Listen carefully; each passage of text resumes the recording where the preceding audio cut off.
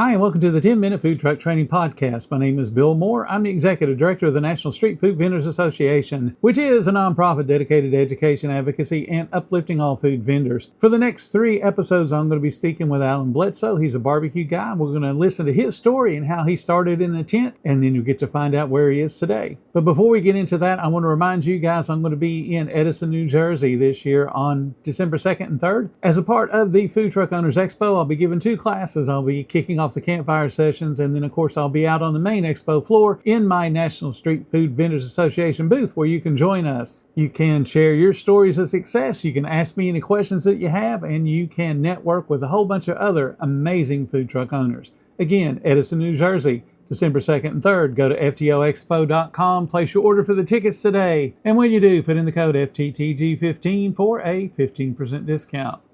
So let's go ahead and jump right into the interview with Alan.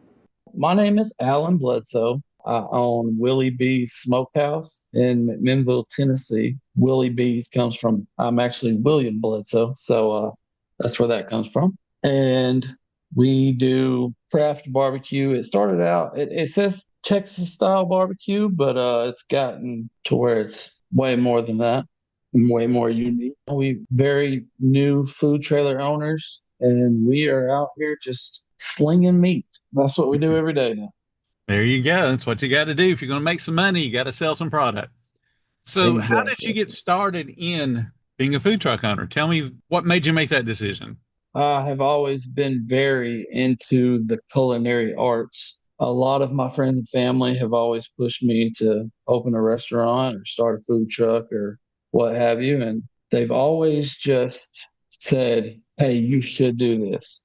I had a friend last year who actually came at me with a plan. It wasn't just, hey, man, your food's great. You should sell it. It was, hey, I think you should do this, this, and this, and it got some wheels turning, and now we're here. We started out in a tent, and most people that do that, I feel like, I don't know from experience, I haven't met many that are, in a tent for years, but I feel like those type of people really just want to pay cash for everything and don't want to go into debt, which is why they stay in a tent for so long. We did the tent thing for 3 months. That was it. Maybe three and a half months. We did the tent at events. We even set up it was like a yard sale, but it was a very public advertised yard sale. So we got to set up there. Okay. We did a lot of little stuff like that in the beginning. Eventually took out a very, very small loan to purchase our trailer. The woman that sold me the trailer is an angel. She really worked with us as far as, because we're still paying on the trailer, of course, but she's very, very lenient, and she let me pick the payment price. She, hey, if you need to skip a month, just let me know, things like that. She's a great person. Got us into a trailer. Unfortunately, we had a lot of work to do to it to get it ready for our setup. Her setup was very, very different. She was actually cooking sliders and hot dogs and Okay. on a very, very small flat top. So now all of my entire menu is done either on the smoker or is cold prep. And so that way we don't have to do any cooking in the trailer, and that makes for a little less stressful time in the trailer. But yeah, we've been doing the trailer now since December, mid-December, which is, from what I hear from most people, starting in the wintertime is absolutely insane. We kind of did it backwards. But I figured if we could start up in the winter and get through the winter making money, then the spring, summer, and fall should be a piece of cake.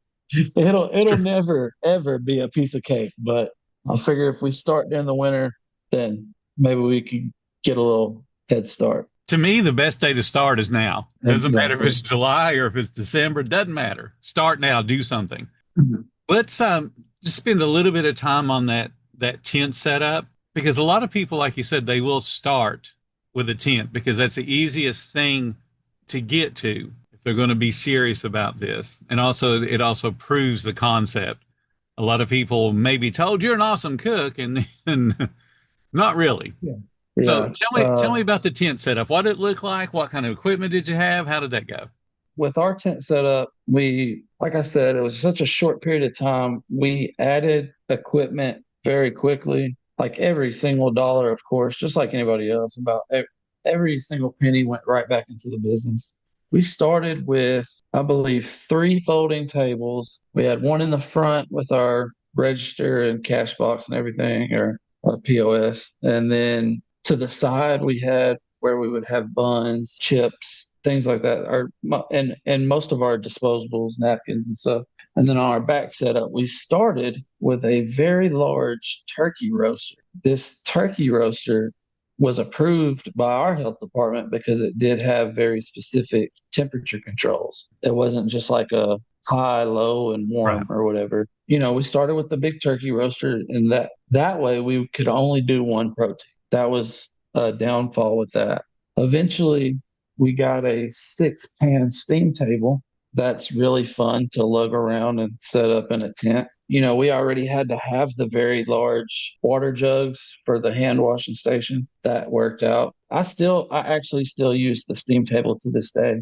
And then eventually I got a, there's a specific type of warmer. It's a cabinet warmer, but it's a very small one. It's more kind of like a display warmer, I guess you would call it, with the glass front door. Yeah, it was like that, but it held briskets amazingly. It held a very consistent temperature, so it worked out for us. But that was about it for our tent setup. Oh, we had a mini fridge too. A mini fridge, the hand washing station, the turkey roaster steam table, and we started out. The first generator I bought was like 2,300 watts, and that powered the turkey roaster, and that was Pretty about it. much. Yeah. Yeah. So we had to upgrade. I've went through, I think I'm on my fourth or fifth generator just in the last, not even a year yet. So, You're buying one but every other month, it seems like. yeah, and it's not because they don't work. It's just because we keep adding so much. Right now, I have I think it's called like a goal board or something like that, where people will, push pin pictures of all their goals. Mhm. So I had that as the screensaver on my phone, and it consisted of four things, and that was a new truck, a new trailer, a new warmer, and a new generator. And I've crossed off the warmer and the generator, and now we're working on the truck and the trailer. That very first menu, so you have very limited equipment. What was the first sale? What did you actually prepare and sell? We were selling barbecue sandwiches at a church event. Okay. I do believe we were selling barbecue sandwiches and chips. That was all we had. It felt really good, even though this church, I believe it was a fall festival Mhm. for a church, and this thing was like they really amped this thing up like it was going to be the actual coming of Jesus himself. But no, it turned out to be a very, very big flop. But just getting out there for the first time with my wife, my kids, and it was great. Like that first sale, she rung it up and I made the sandwich. It was great. It was like everything's finally coming to fruition. The first day is always interesting. It seems to be very polarizing. Some people are exactly like you, and they call it a flop or it's not very busy. And then there's other people that are on the other end of the spectrum where it's so daggone busy. They end up having a bad day because they can't handle the number of people that come and you run out of food and all those kind of things. Very rarely is it right in the middle. And we handled it great and it was a good day, you know.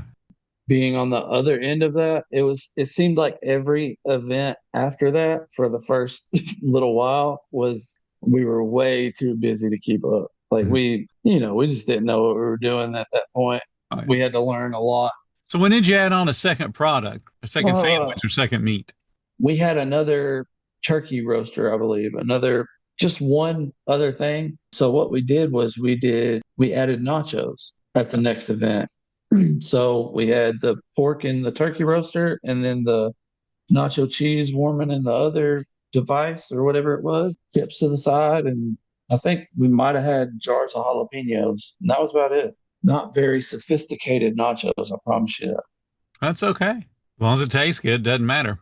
Before we move away from the tent, did you ever totally sell out while you were in the tent of all the food you brought? No, definitely not.